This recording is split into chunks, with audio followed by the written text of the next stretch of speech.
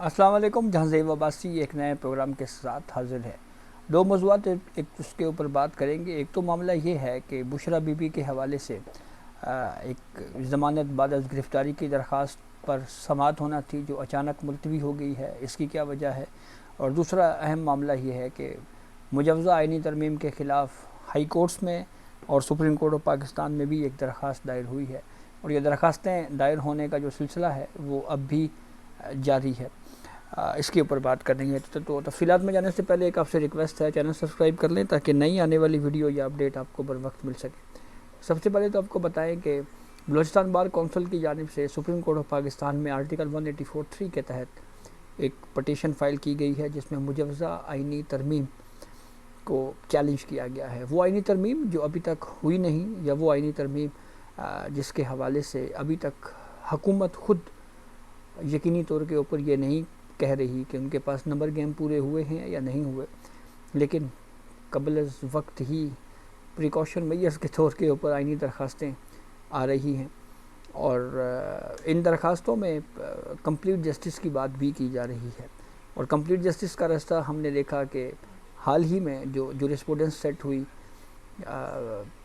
مخصوص نشستوں کے کیس میں, جو 8 ججز نے اکثریتی فیصلہ دیا, چیف جسٹس جو موجودہ سینئر جج ہیں جسٹس منصور علی شاہ کی سربراہی میں, اور وہ 8 رکنی بینچ کا تفصیلی فیصلہ جس کے بارے میں سپریم کورٹ کے اپنے ہی فل کورٹ میں شامل دو ججز یہ کہہ چکے ہیں کہ آئین کی متعلقہ شقوں کو معطل کیے بغیر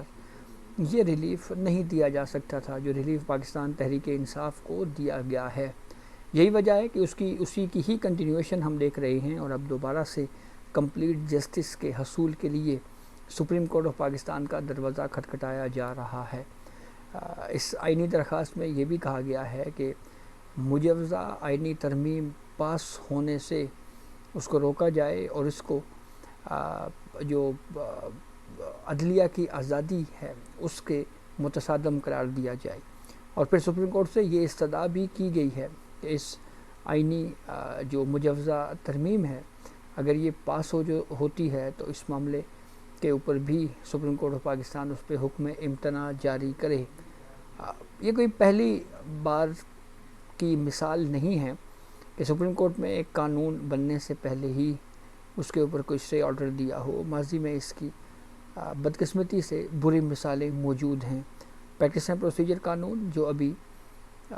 صدر کی جانب سے اس قانون کے اوپر دستخط ہونا باقی تھے, اس سے پہلے ہی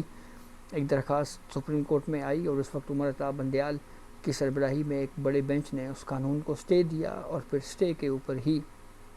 وہ معاملہ چلتا رہا اور عمر عطا بندیال ریٹائر ہو گئے. اسی طرح سے review of judgement and order کی مثال ہمارے سامنے موجود ہے. پھر اس کے بعد ایکٹ آف پارلیمنٹ کو اسٹرائک ڈاؤن کرنے کے حوالے سے جس طرح سے نیب ترامیم کیس میں عمر عطا بندیال اعجاز الاحسن نے جو 2 رکنی بینچ تھا ان کی جانب سے اس کا نیب ترمیمی ایکٹ کو بھی کالعدم قرار دیا تھا. تو اب جہاں پہ سپریم کورٹ میں درخواست دائر ہوئی ہے وہیں پہ اسلام آباد ہائی کورٹ میں بھی ایڈوکیٹ جو سیاستدان بھی ہیں, پہلے پاکستان پیپلز پارٹی سے ان کی وابستگی تھی, آج کل وہ پیپلز پارٹی سے بھی ذرا الگ ہے, مصطفیٰ نواز کھوکھر, ان کی جانب سے بھی اسلام آباد ہائی کورٹ میں یہ ایک پٹیشن فائل کی گئی ہے. تو پٹیشن فائل کرنے کا سلسلہ جناب دھڑا دھڑ جاری ہے, لیکن ابھی تک جہاں پہ وکلاء کی جانب سے یا بار کونسلز بار ایسوسییشن کی جانب سے پٹیشنیں دائر ہو رہی ہیں, وہیں پہ دوسری طرف سیاستدان جو ہے وہ اس معاملے کے اوپر ابھی غور و خوض کر رہے ہیں, سلسلہ جاری ہے. گزشتہ روز پاکستان بار کونسل کی جانب سے جو تجاویز تھیں وہ وفاقی حکومت کو بھجوائی گئی ہیں. تو بہرحال ایک چیز جو اب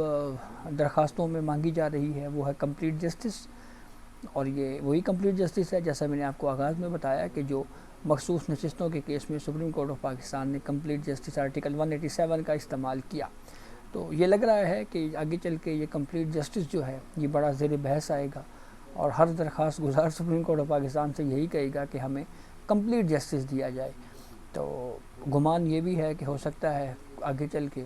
کمپلیٹ جسٹس کے حصول کے لیے درخواستیں آتے آتے پھر سپریم کورٹ آف پاکستان کی یہ کہیں چھیڑ نہ بن جائے کمپلیٹ جسٹس, یا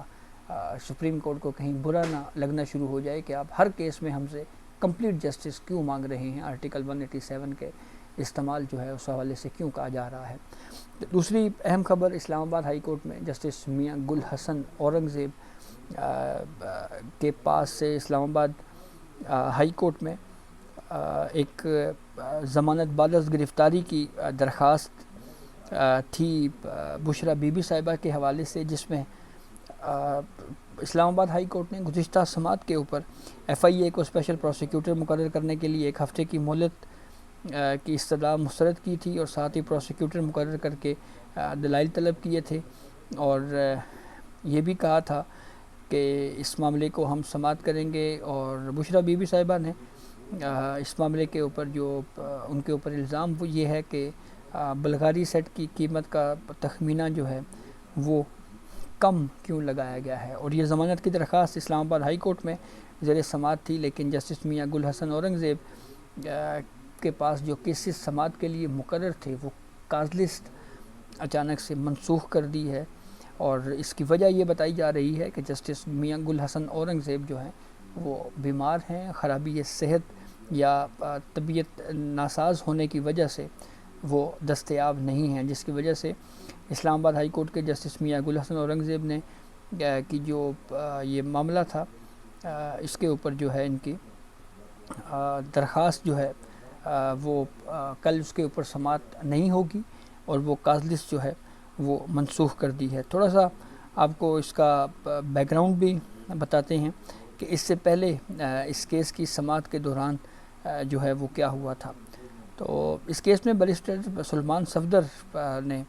یہ موقف اختیار کیا تھا کہ جس سیٹ کے حوالے سے قیمت کا تخمینہ 60 لاکھ روپے یعنی 5.8 ملین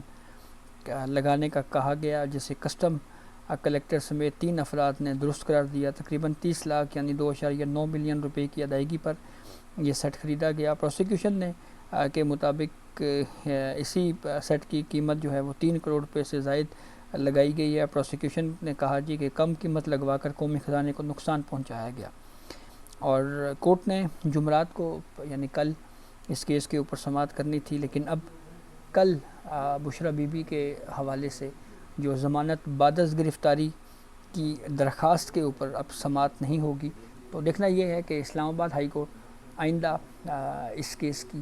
تاریخ کب مقرر کرتی ہے، کب یہ کیس سماعت کے لیے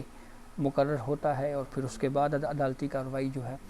وہ آگے بڑھے گی۔ اس سے پہلے عمران خان بھی مختلف کیسز میں اسلام آباد ہائی کورٹ میں سے رجوع کرتے رہے ہیں، ان کو ریلیف ملتا رہا ہے۔ تو دیکھیں